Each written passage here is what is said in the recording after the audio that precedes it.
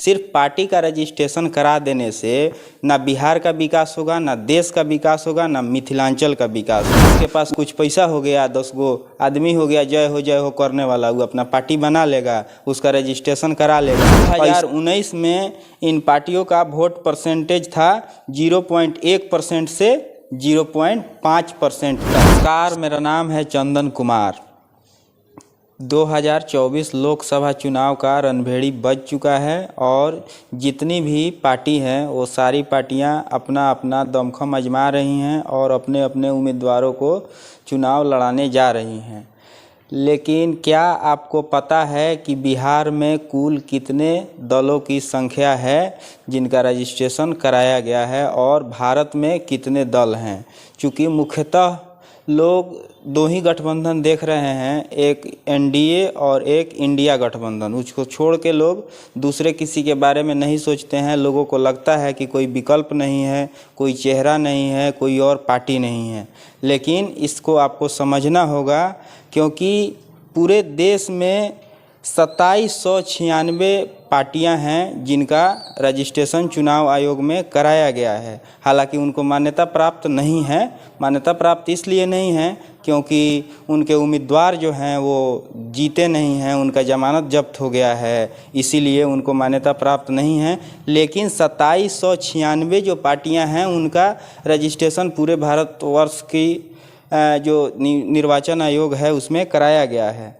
अब यह बात सुनकर आपको बहुत आश्चर्य होगा कि बिहार में ऐसी 201 पार्टियां हैं। जब आप इसका परसेंटेज निकालेंगे तो ये हो जाती हैं 8% और 201 इनका संख्या है। और लोग इनके बारे में समझ नहीं पाते हैं कि ऐसी भी पार्टियां हैं, ऐसा विकल्प भी है। इसी तरह से आप देखिए कि मधुबनी में है एक मिथिलांचल विकास मोर्चा, फिर मधुबनी में ही एक है मिथिलावादी पार्टी, फिर एक समस्तीपुर में है आदर्श मिथिला पार्टी, फिर दरभंगा में है मिथिलांचल मुक्ति मोर्चा, फिर मुजफ्फरपुर में है अखिल भारतीय मिथिला पार्टी। एक सिर्फ मिथिला के नाम पर इतने सारे पार्टियों का रजिस्ट्रेशन कराया गया है। सिर्फ पार्टी का रजिस्ट्रेशन करा देने से ना बिहार का विकास होगा, ना देश का विकास होगा, ना मिथिलांचल का विकास होगा। उसके लिए सारे लोगों को एक एजेंडा बनाना होगा जिसको लेके वो लोगों के पास, जनता के बीच में जाएंगे, तभी कुछ हो सकता है।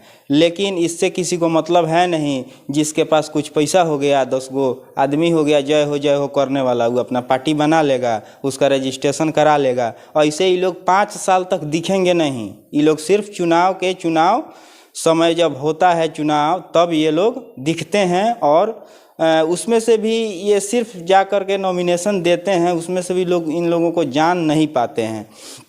बहुत ऐसा पार्टी है जिसके उम्मीदवार का जब आप देखिएगा कि वो नॉमिनेशन करते हैं तो उसमें देखिएगा उनका पढ़ाई लिखाई तो 8 से 12 तक ही है और उनका हलफनामे में उनका जो संपत्ति दर्शाया गया है वो 50 लाख या उससे अधिक भी है।